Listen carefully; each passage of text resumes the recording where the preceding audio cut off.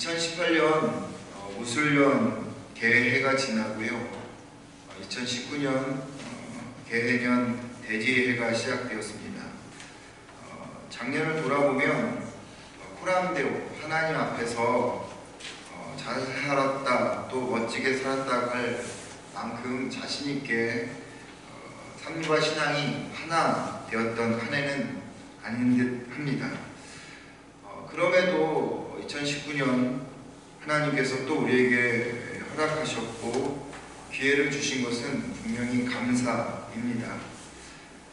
이렇게 하나님이 또 우리에게 기회를 주신 올 한 해, 아마 여러분들 나름대로 소망이 있고 또 마음에 품는 그런 소원이 있으리라 생각됩니다. 내 마음에 가지고 있는 소망, 내 가정에 이루어지기를 원하는 소원, 그리고 교회에도 또 하는 일에도 하나님께서 이렇게 해 주시기를 원하는 그런 소망들이 다 있을 겁니다. 그 모든 일들이 주님 안에서 이루어지고, 일들이 주님 안에서 이루어지고 또 열매 맺기를 주의 이름으로 축원을 드립니다. 그런데 우리가 이러한 소원이 이루어지기 위해서 또 열매 맺기 하기 위해서 한 가지 해야 할 일이 있습니다. 그것은 우리가 실천하는 일이죠. 바라고 원하는 마음만 가지고는 되지 않는다는 것입니다. 생각하고 계획으로 끝나서도 안 된다는 것이죠. 마음의 소원이, 소망이 이루어지기 위해서는 강한 의지와 그에 따른 실천이 있어야 한다는 겁니다. 그렇지 않고 마음에만 두기만 한다면, 그것이 생각하고 계획으로만 끝난다면 우리가 바라는 소원들, 지금 품고 있고 내 가정과 내 하는 일에 혹은 우리 교회 안에 이루어지는 그런 소망들은 아마 유언할 것입니다. 열매 맺기가 어렵다라는 것이죠. 우리가 바라고 원하는 것이 이루어지기 위해서 해야 되는 의지와 실천, 그러면 어떤 것이 있을까? 저는 두 가지의 스텝이 있다 생각합니다. 첫 번째 스텝은 이전의 옷을 벗어야 한다고 하는 것이고요. 두 번째 스텝은 새로운 옷을 입어야 한다고 하는 것입니다. 참 간단하고 상식적인 일이죠. 그러나 이 기초가 너무 중요합니다. 우리의 삶의 변화가 이 기초에서부터 일어난다는 것입니다. 예전 것을 벗어버리고 새로운 것을 우리가 입어야, 그렇게 되어질 때 비로소 삶의 변화가 이루어지고 또 열매가 맺어진다고 하는 것이죠. 작년에 실천 없는 그런 삶과 말, 또 언행일치가 이루어지지 않았던 그런 삶과 그런 태도에서 우리가 벗어나려고 한다면, 첫 번째 우리는 우리가 입었던 이전에 그리고 미련 남고 너덜너덜했던 미흡했던 옷들을 벗어야 합니다. 그리고 나서 다시 새로운 하나님께서 입혀주시는 옷을 입어야 한다는 것이죠. 벗는다라는 말은요, 문제를 정확하게 인식한다고 하는 것입니다. 무엇이 문제인지를 분명히 알아야 한다는 것입니다. 정확한 판단과 깨달음이 없으면 우리가 2019년에도 똑같은 행동, 똑같은 일들을 반복할 뿐입니다. 그걸 신앙적으로 말하면 회개라고 이야기할 수 있겠죠. 나의 이러한 죄들을 우리가 주의 보혈로 씻어내어야 한다는 것입니다. 그러고 나서 우리가 의지를 가지고 실천해야겠죠. 이런 의지와 실천이라는 말을 예수님은 새 술은, 새 포도주는 새 부대에 담아야 한다라는 말로 했다라고 저는 생각합니다. 새 포도주는 새 부대에 담아야 합니다. 새 포도주를 헌 부대에 담으면 터져버릴 수밖에 없다고 하는 것이죠. 하나님께서 우리에게 기해년이라고 하는 2019년이라고 하는 새 포도주를 새 부대에 담기를 원하는데, 우리의 부대가 이전과 같이 똑같은 실천도 없고 의지도 없는 그러한 헌 부대로 거기다 새 포도주를 담는다면 여러분 터지고 만다라고 하는 것입니다. 그리고 이전과 똑같은 그런 한 해를 보낸다라고 하는 것이죠. 예수님이 말한 새 포도주는 새 부대에 담아야 한다라는 말은 오래전에 하나님께서 한 사건을 통해서 이미 이야기하는 것인데, 그것이 오늘 본문에 나오는 요단강 도하 사건입니다. 이스라엘 백성들은 애굽에서 탈출하여서 가나안까지 40년이라는 세월 동안 광야에서 떠돌아다녔습니다. 그러는 동안 하나님께서 참 많은 기적을 베푸셨습니다. 홍해를 가르셨고 또 쓴물 마라를 이제 달게 하셨습니다. 만나와 메추라기로 40년을 먹이셨고 또 옷도 해지지 않게 하였다고 하였습니다. 또 영적인 적들인 아멜렉을 모세와 아론과 홀로 인하여서 승리하는 기적도 그들은 보았습니다. 이런 여러 가지 기적을 보았음에도 그들은 감사했다기보다는 그들의 삶은 늘 원망하고 불평하기에 바빴습니다. 이스라엘의 모난 성질을 잘 알고 있었던 하나님이었기에 그들에게 순간순간 기적을 베풀었지만, 그들은 그 40년 동안 그렇게 많은 기적을 보았음에도 불구하고 불순종했고 그리고 원망했고 불평의 시간들을 보냈습니다. 성경 이곳저곳에서 그들의 모습들을 잘 표현해주고 있죠. 출애굽기 14장 11절에 이스라엘 백성들이 모세에게 이렇게 불평을 합니다. 그들이 또 모세에게 이르되 애굽에 매장지가 없어서 당신이 우리를 이끌어내어 이 광야에서 죽게 하였느냐? 어찌하여 당신이 우리를 애굽에서 이끌어내며 우리에게 이같이 하였느냐라고 꺼내주었음에도 불구하고 불평하는 겁니다. 민수기 14장 2절과 3절에 보면은 이스라엘 자손이 다 모세와 아론을 원망하며 온 회중이 그들에게 이르되 우리가 애굽 땅에서 죽었거나 이 광야에서 죽었으면 좋았을 것을 어찌하여 여호와가 우리를 그 땅으로 인도하여 칼에 쓰러지게 하려 하는가? 우리 처자가 사로잡히리니 애굽으로 돌아가는 것이 낫지 아니하리라 라고 원망합니다. 이스라엘의 옷은 배신의 실이었고 불신의 실이었고 원망의 실로 짜여진 그런 옷이었습니다. 그런 이스라엘 백성들이 마침내 이제 가나안 땅에 들어가게 되었습니다. 가나안 입성을 앞두고 있었습니다. 가나안 땅에 들어가기 직전에 그들이 요단강가에 머물게 되었는데, 하나님께서 이스라엘 백성들을 향해서 여호수아를 통해서 이렇게 명령합니다. 내일 우리가 요단을 건널 것인데 너희들은 오늘 성결하게 하라. 예수님께서 새 포도주는 새 부대에 담아야 한다 라는 말이 너희들은 지금 성결하라 라고 하나님께서 여호수아를 통해서 이스라엘 백성들에게 주신 말씀이라는 겁니다. 왜냐하면 이스라엘 백성들이 광야 40년 동안 입고 다녔던 그 옷, 원망과 불신과 배반의 실로 짜였던 그 옷을 입고서는 가나안 땅에 들어갈 수는 없다라고 하는 것입니다. 그 땅에 들어가 살 수 없다고 하는 것입니다. 새로운 옷을 입고 들어가지 않으면 새로운 부대에다가 새 포도주를 담아야 하는데, 예전과 같이 똑같은 모습으로 원망하고 불평하고 그리고 배신하는 모습으로 또 한 해를 맞이하고 또 새로운 땅에 들어간들 변화가 없을 것이라고, 그래서 너희들은 지금 성결하게 하라고 말하고 있는 것이죠. 여러분, 똑같습니다. 하나님이 우리에게 무술년을 보내주시고 기회년을 주셨다고 하는 이 기회, 이 감사, 그것은 여러분 하나님께서 그냥 주시는 것이 아니라는 겁니다. 작년에 우리가 아쉽고 그리고 미련이 남았던 그러한 옷, 그리고 혹시라도 우리가 이스라엘 백성들과 같았던 모습들의 그런 옷을 입고 있었다면 그것을 이제 성결하게 하고 새롭게 주신 기회년 그 땅에 들어가야 한다라고 하는 것입니다. 그곳에서 우리가 천국을 살아야 되는데 그곳에서 이전에 입었던 옷을 따라서 다시 지옥의 삶을 살아서는 안 된다고 하나님께서 우리에게 이야기하고 있는 것이죠.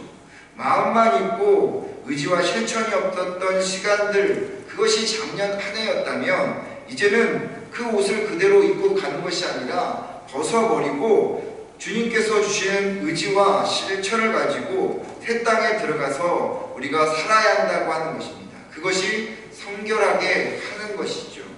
그렇다면 오늘 이 성결하게 하라라는 말은 우리에게 어떤 의미를 던져줄까요? 첫 번째는 하나님을 따라가야 한다라고 하는 것입니다. 하나님의 언약궤를 따라가는 이스라엘 백성들.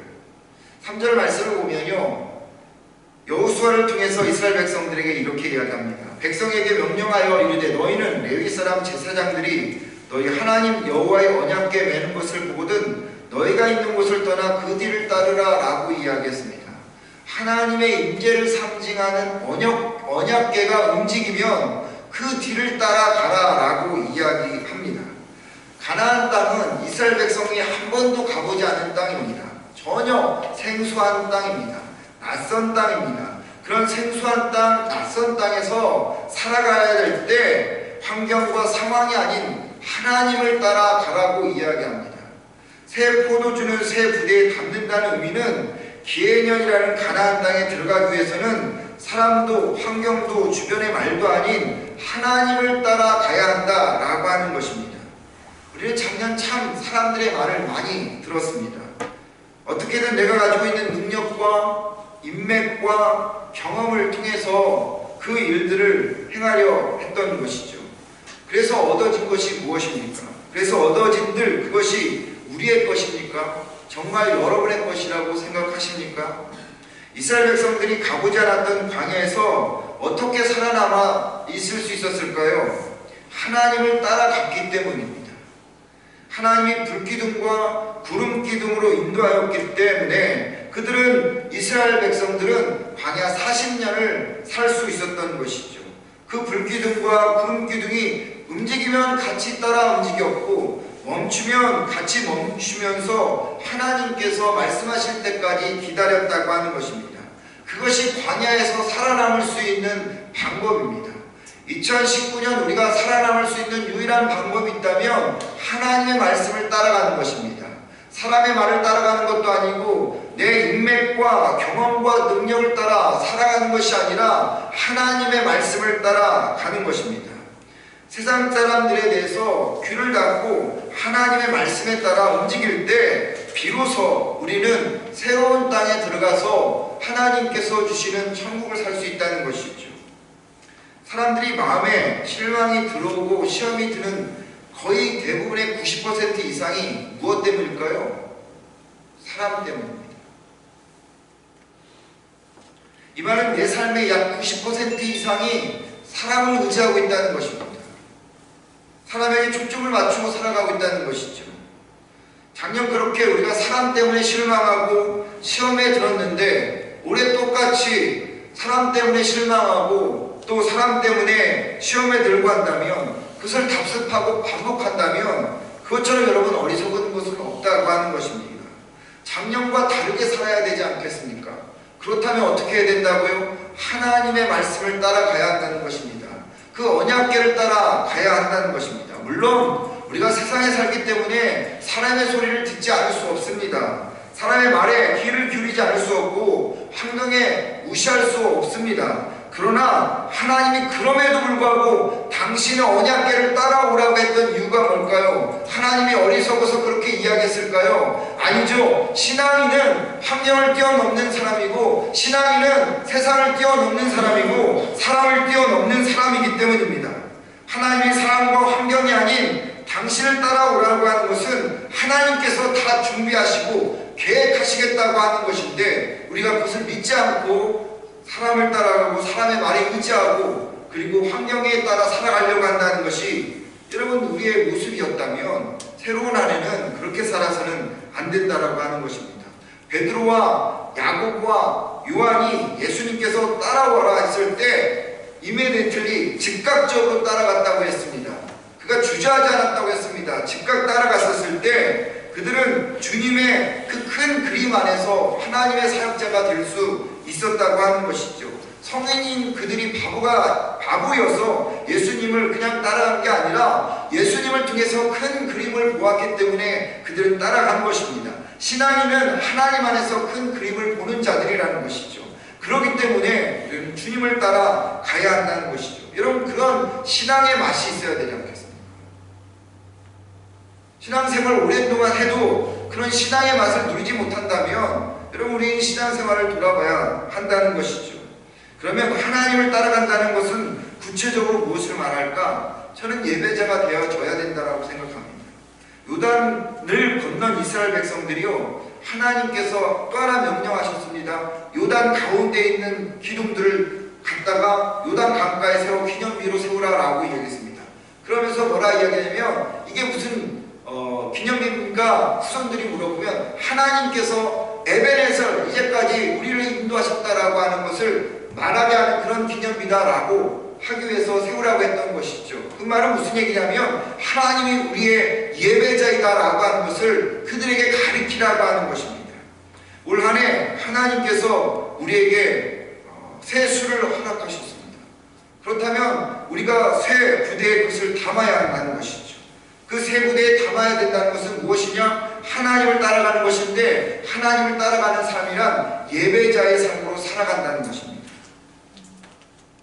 예배를 소중히 여기고 예배에 목숨을 걸고 예배의 삶 속에서 우리가 구석구석 그 예배를 드리는 자의 삶을 살 때, 우리가 예배에 성공할 때 삶의 성공이 이루어지는 것입니다. 2019년 우리가 기해년 새롭게 맞이한 이 한 해, 하나님 앞에서 작년의 옷을 벗어버리고 새 옷으로 갈아입기 위해서는 이 하나님께서 주신 그런 말씀을 따라 우리가 예배로서 나가야 한다는 것이죠.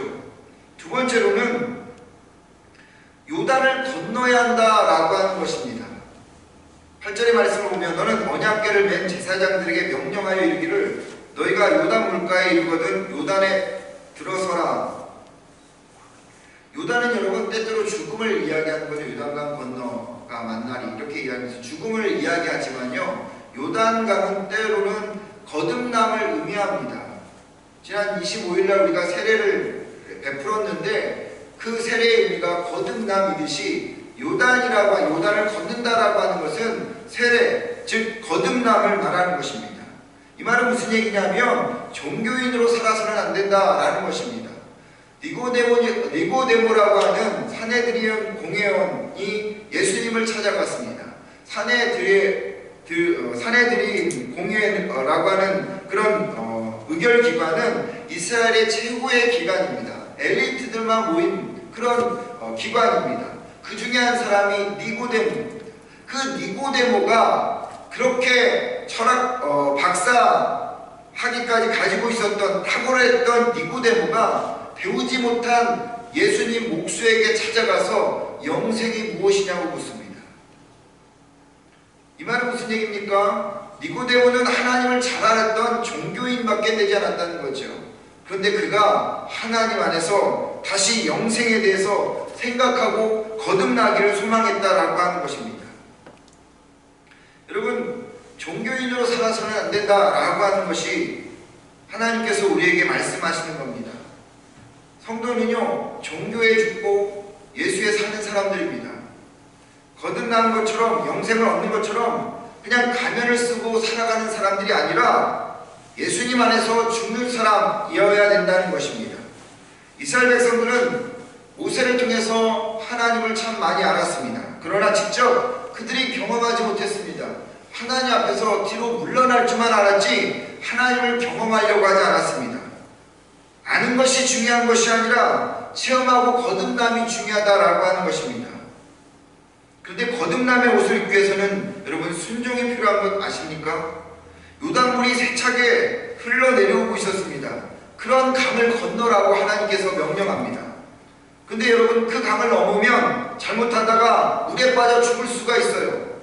오만 잡생각이 다 났겠죠. 넘어가야 되느냐 말아야 되느냐. 그런데 법궤를 맨 제사장들은 순종함에 그 발을 강에 내디뎠습니다.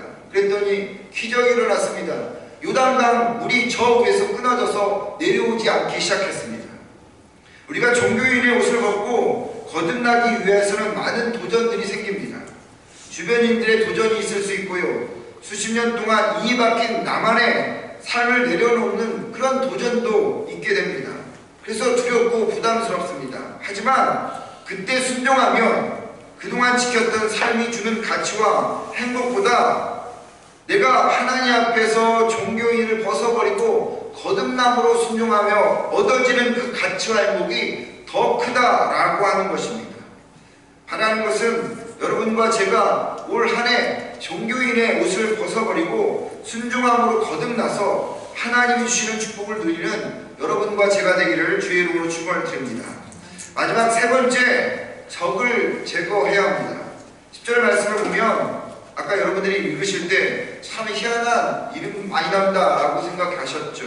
가나안 족속과 헷 족속과 휘 족속과 브리 족속과 기르가스 족속과 헷 족속과 아무리 족속과 여부스 족속을 너희 앞에서 반드시 쫓아내실 줄을 이것으로 너희가 알리라 라고 이야기합니다. 하나님께서는 가나안 땅에 들어가면 7족속이 있는데 이 7족속을 다 쫓아내라 라고 이야기합니다. 제거하라고 이야기합니다.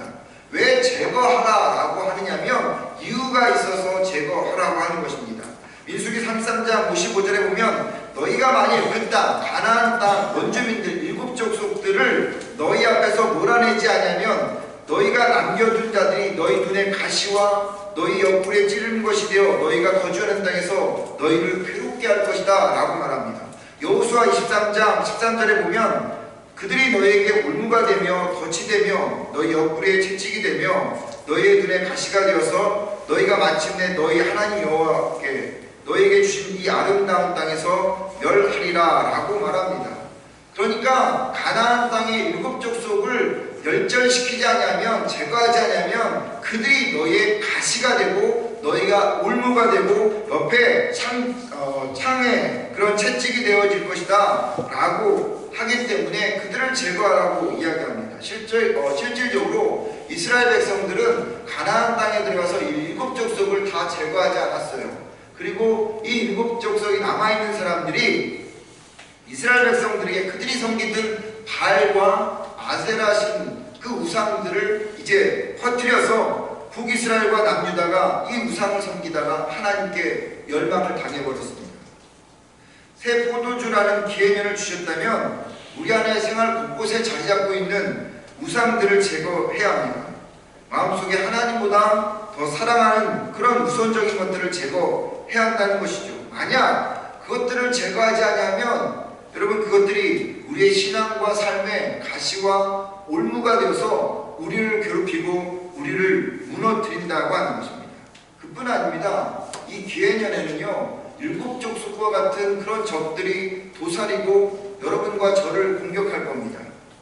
슬픔과 같은 저, 미움, 성냄, 두려움, 아픔, 서러움, 만족, 외로움, 다툼, 분노, 불평, 모멸, 놀람, 아쉬움, 절망, 우울감, 불만족, 흥분, 짜증, 열등감, 따분함, 허무, 수치, 답답함, 비참함, 냉랭함, 암담함, 조급함, 경직됨, 초조함, 후회함 이런 수많은 적들이 우리를 공격할 것입니다.